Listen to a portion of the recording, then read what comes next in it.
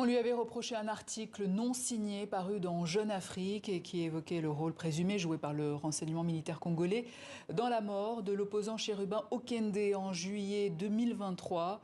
Le journaliste Stanis Boujakera Tchamala avait alors été arrêté.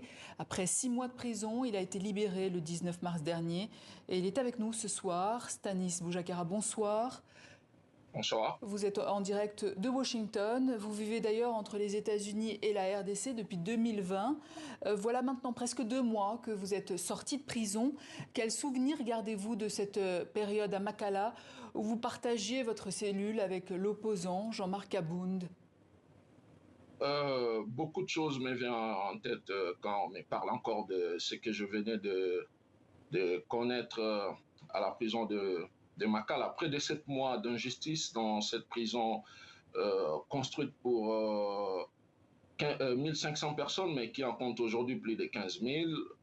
J'étais dans un endroit à Makala, donc qui était un endroit insalubre et surpeuplé à l'image de nos 208 autres prisons à travers le pays. On peut la qualifier de prison fourre-tout parce qu'elle accueille à la fois des prisonniers en détention provisoire et des condamnés.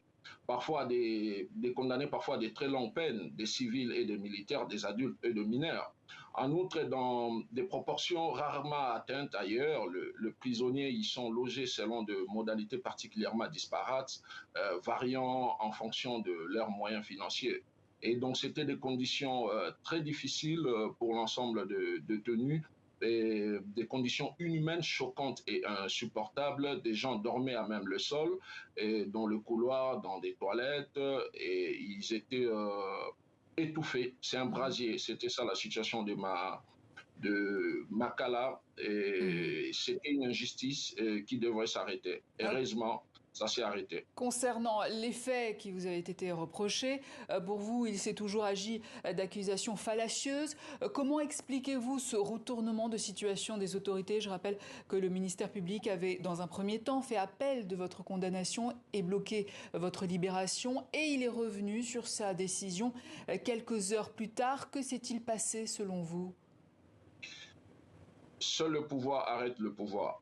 Je pense qu'il y a un pouvoir qui a arrêté cet abus du ministère public et du réseau qui était derrière lui.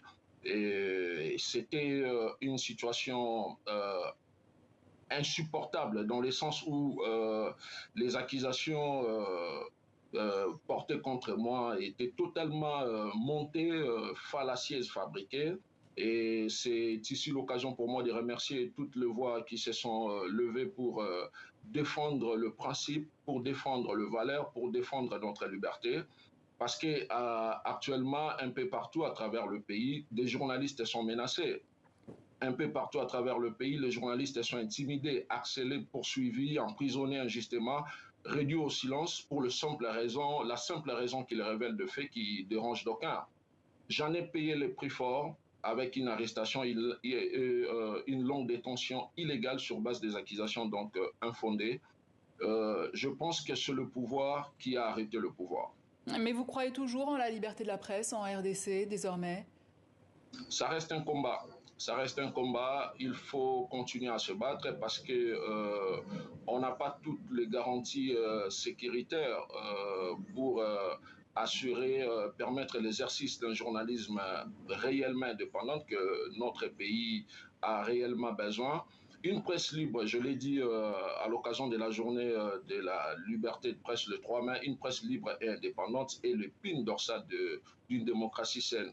Et c'est juste cette presse qui tient à obliger le pouvoir décisionnel à rendre des comptes et donner la parole aux sans-voix. Et on le fait sans parti pris. Donc, on a besoin de beaucoup plus de garanties, même si à l'heure actuelle, c'est un peu dangereux d'exercer en toute indépendance et en toute sécurité ce noble travail dans notre pays. Mais après ces mois d'incarcération, du coup, est-ce que vous comptez retourner à Kinshasa? Je dois reprendre le travail. Kinshasa, c'est chez moi. À ma connaissance, je n'ai pas d'interdiction de retourner. D'ailleurs, personne n'a le droit de m'interdire de retourner chez moi. Je retournerai quand il faut.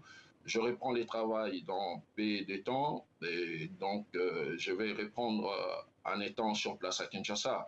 Je suis venu, je suis à l'étranger pour des raisons personnelles et pour certains contacts importants. Et après, je serai de retour chez moi à Kinshasa en train d'exercer mon travail de journaliste un peu partout à travers le pays. Et pensez-vous qu'il y aura des suites à cette affaire?